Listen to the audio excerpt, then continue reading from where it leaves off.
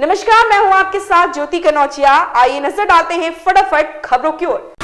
Australia ने पाकिस्तान के खिलाफ 3 टेस्ट मैचों की सीरीज के तीसरे मुकाबले में 8 विकेट से जीत हासिल की। उसने सिडनी में खेले गए मैच को जीतकर सीरीज में पाकिस्तानी टीम का 3 से सफाया कर दिया।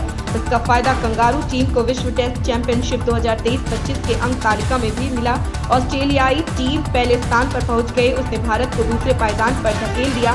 2 दिन में यह दूसरा अवसर है जब ऑस्ट्रेलिया ने भारत से नंबर 1 का ताज छीना।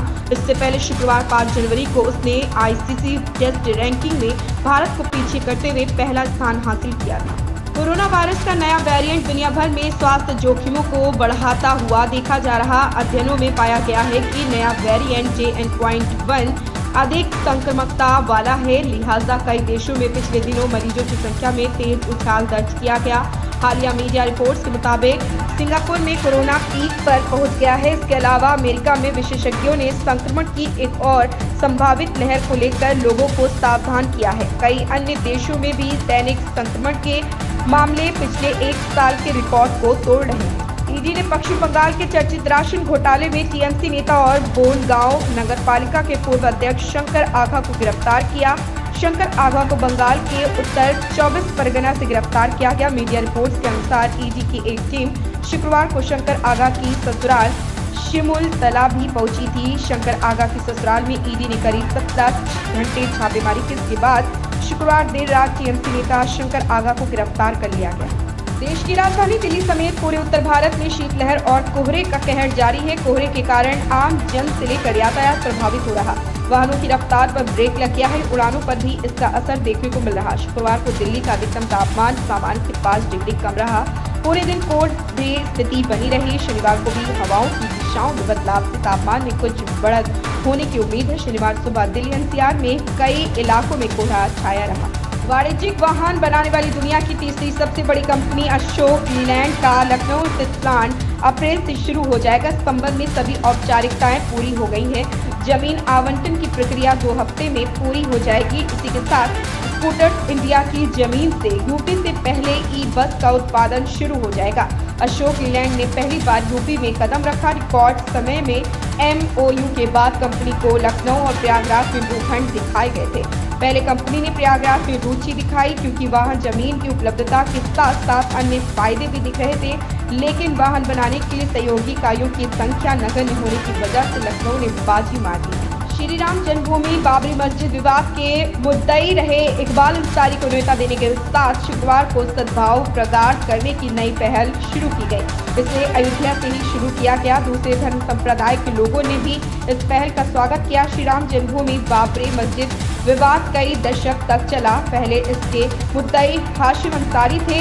बाद में उन्होंने पैरोकारी की कमान अपने बेटे इकबाल अंसारी को सौंप दी थी। वर्ष 2019 में सुप्रीम कोर्ट ने इस पर फैसला सुनाया। खास बात यह है कि विवाद के दौरान मुद्दई रहे इकबाल के पिता हाशिम अंसारी न्यायालय में पैरोकारी करने दिगंबर अखाड़ा के महंत परमहंस रामचंद्र दास के साथ जाते थे। दोनों मित्र थे, जबकि वह विपक्ष से पैरोकारी करने वाले थे। विभाग के बंटवारे के बाद भजनलाल सरकार ने बड़ा फैसला लेते हुए प्रशासनिक अधिकारियों का फेरबदल किया है। भाजपा ने देर रात अधिकारियों के फेरबदल की लिस्ट जारी की। इसमें भारतीय प्रशासनिक सेवा IAS के 72 अधिकारियों का ट्रांसफर किया गया। 36 जिलों के कलेक्टर बदले गए। इसके अलावा राजस्थान प्रशासनिक सेवा RAS के भी 121 अधिकारियों की इधर उधर किया गया है। भाजपा ने देर रात अधिकारियों के फेरबदल की लिस्ट जारी की है।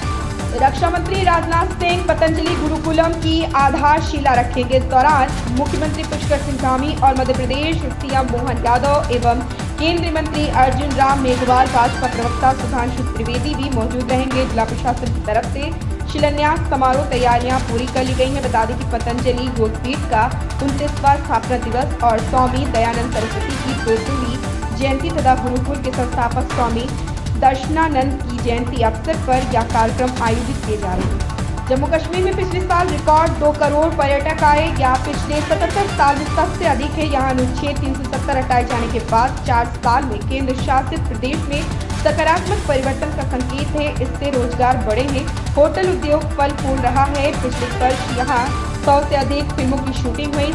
दमोह जिले में पिछले 2 दिनों से हो रही रिमझिम बारिश के कारण सर्दी बढ़ गई है। इससे जनजीवन भी प्रभावित हो रहा। वहीं बारिश के कारण नुकसान होना भी शुरू हो गया। दरअसल इस समय जिले के कई ब्लॉक में समर्थन मूल्य पर धान की खरीदी चल रही है। गुरुवार और शुक्रवार को हुई बारिश के चलते यहां रखी लाखों रुपए की धान पानी में भीग गई। इससे शासन को काफी नुकसान हुआ, लेकिन धान के भीगने में खरीदी करने वाले प्रबंधकों की लापरवाही भी सामने आ रही, क्योंकि पिछले 15 दिनों से मौसम खराब चल रहा है। इसके बाद भी धान को पानी से बचाने के लिए किसी भी प्रकार का इंतजाम नहीं किए गए। ऐसे में बारिश होने पर खरीदी केंद्र पर रखी धान भीग गई। इन खबरों में बस इतना ही। बने रहें हमारे साथ।